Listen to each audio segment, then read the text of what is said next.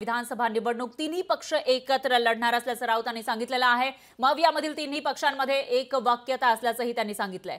जागा वाटपाबाबत मवियात कुठलेही मतभेद नाही असंही राऊतांनी सांगितलंय। तर राज्यामध्ये मविया सरकार आणण्याचा आमचा निर्धार असल्याचं ते म्हणाले। एकत्र लढून दरोडेखोरांचं सरकार हटवायचंय असा हल्लाबोल त्यांनी सत्ताधाऱ्यांवर केला।